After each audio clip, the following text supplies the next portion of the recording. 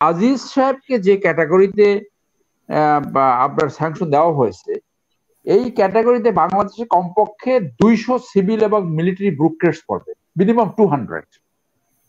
এবং আপনারা খোঁজ নিলে জানবেন যে এই টপ লেভেলে সচিব বলেন, বিভিন্ন প্রতিষ্ঠান হেড এবং সশস্ত্র বাহিনীর এই লেভেলের যারা, এর প্রত্যেকেই আজিজ যা করেছে অলমোস্ট একই জিনিস করেছে, অলমোস্ট।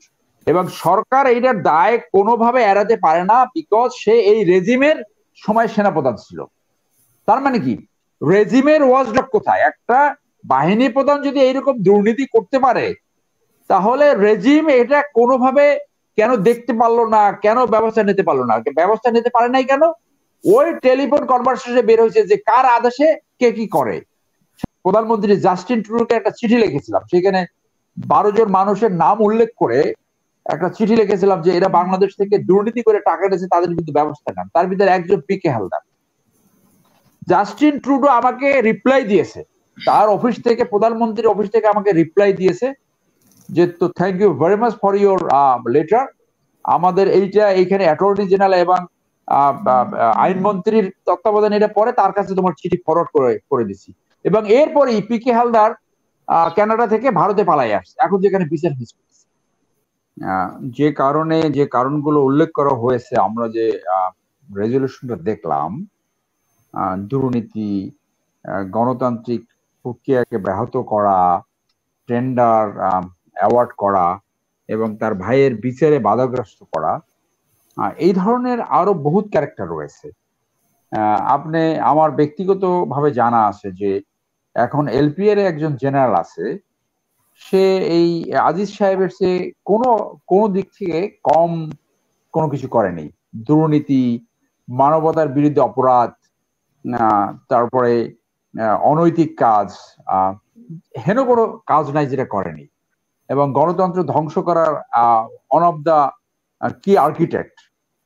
তো সেই জন্য এই যে আজিজ এখন almost a dead horse, other than having some money, তার তেমন কোনো এফেক্ট নাই, তেমন কিছু নাই। তো এই আজিজ সাহেবকে যে ক্যাটাগরিতে আপনার স্যাংশন দেওয়া হয়েছে, এই ক্যাটাগরিতে বাংলাদেশে কমপক্ষে 200 সিভিল এবং মিলিটারি ব্রুকেটস পড়বে, মিনিমাম 200। এবং আপনারা খোঁজ নিলে জানবেন যে এই টপ লেভেলে সচিব বলেন, বিভিন্ন প্রতিষ্ঠান হেড এবং সশস্ত্র বাহিনীর এই লেভেলের যারা, এর প্রত্যেকেই আজিজ যা করেছে অলমোস্ট একই জিনিস করেছে, অলমোস্ট।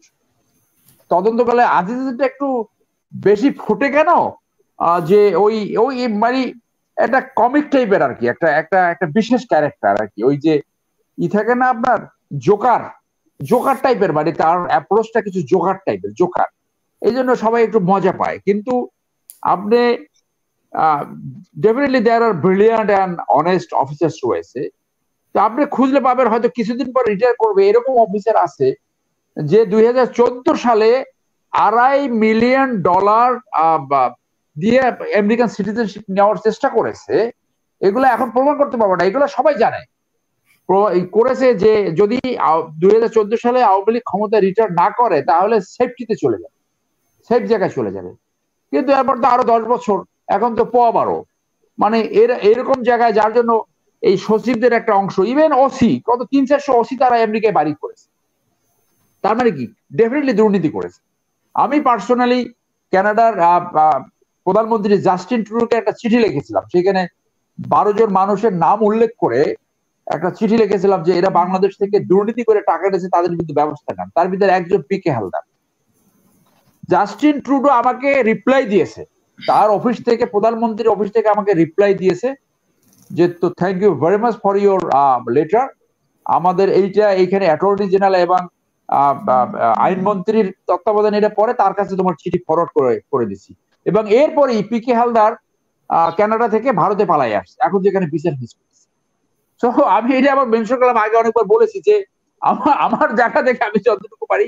এখন আমি ভাবছি আমি আর একটা চিঠি লাগবো যে এইখানে অনেক সচিব, অনেক জেনারেল, অনেক পুলিশ অফিসার, এরা এই টাকা পাচার করছে, এইটা আপনারা তদন্ত করেন। আমরা শুনতে পাচ্ছি, আমাদের তো আর সরকারের কোনো এজেন্সি আমাদের কাছে নাই যে আমরা সঠিক তদন্ত করবো। সো আমরা হয়তো কিছু তথ্য পাই, তো এটা একটা পূর্ণ তদন্ত। এখন আমি আর একটা চিঠি ড্রাফট করতেছি, আবার জাস্টিস ট্রুডোকে আবার লিখবো যে এই ধরনের বাংলাদেশে জনগণের টাকা চুরি কইরা তোমার দেশে নিয়ে যাচ্ছে, তোমার যে প্রিজাম্পশন যে এইগুলা অনেক মানে legal money, actually it is not legal money, এটা জনগণের মানি তারা প্লান্ডার করতেছে।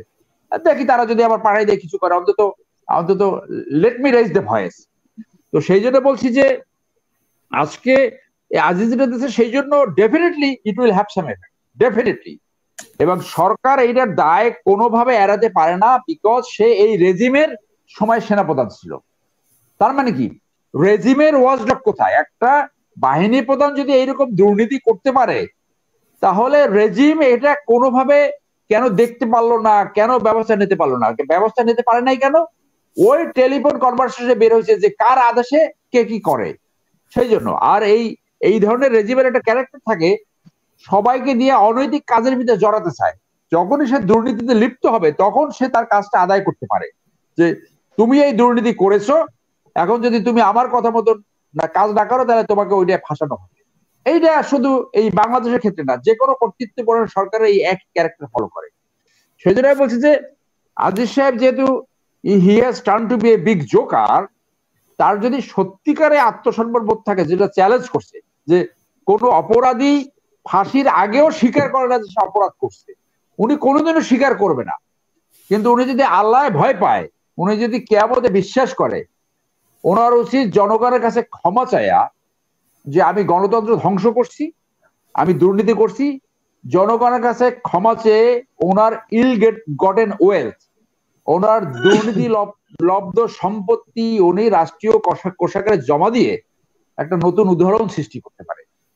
শুধু দুবাইতে যে ওই বাস পাখি হাতে করে নিয়ে অথবা এই পিঠির উপরে বাস পাখি নিয়ে কফি খেলেন, অসুবিধা নেই, সেটা করেন, আপনার তো টাকার এখন অভাব নাই। আপনি সুইমিং পুলে সুইমিং করতেছেন, আবার ওইটা অনেকে মনে হয় ডুবে মারা যাচ্ছে এরকম। তো সেইগুলো না করে আপনি জনগণের কাছে ক্ষমা চান গণতন্ত্র ধ্বংস করার জন্য এবং দুর্নীতি করার জন্য, আর আপনার সমস্ত সম্পত্তি আপনি একটা ট্রাস্ট করেন অথবা কোষাগারে জমা দিয়া অন্তত নিজে নিজে একটা সুপি সাজেন, তাহলে একটা বাংলাদেশের নতুন উদাহরণ সৃষ্টি হবে। আর তার মতো লেভেলের যারা আছে, আমেরিকান উচিত হবে এই রিটায়ারমেন্টের পরে না দিয়ে সার্ভিং অবস্থায় কিছু স্যাংশন দেন, তাহলে বাংলাদেশের মানুষ মনে করবে আমেরিকা সত্যিকারে বাংলাদেশের মানুষের পাশে আছে। আপনার বিএনপির পাশে থাকা দরকার নাই, বাংলাদেশের মানুষের পাশে দাঁড়ান। কারণ বাংলাদেশ হয়েছে আমাদের এমন একটা রাষ্ট্রে আমরা রূপান্তর করেছি যে আমাদের সরকারের সমস্ত প্রতিষ্ঠান, সমস্ত সংস্থা পলিটিশিয়ানরা চুরি করবে, আর আমেরিকানরা সেইটা যে ঠেকাবে, তোমরা এটা করো না, তোমরা ওইটা করো না। বাংলাদেশ ব্যাংকে যাবে, কি হয়েছে? তো বাংলাদেশ ব্যাংকে যে পিটার হাস গেল, সেই পিটার হাস তার বার্তায় তাদের স্টেট ডিপার্টমেন্টে কি পাঠিয়েছে, ওইখানে কিন্তু সত্য পাওয়া যাবে আসলে কি হয়েছে। আমরা তো কিছুটা জানি, কিছুটা অনুমান করতে পারি, তবে যেখানে কোনো কিছু গোপন রাখা হয় সেইখানে কিছু একটা হয়, এটা তো প্রতিষ্ঠিত সত্য। তো উইকিলিক্স এর মধ্যে যদি আবার কখনো এটা প্রকাশ হয় তখন আমরা সত্য জানবো, এমনি তো সত্য বের হবে। ধন্যবাদ।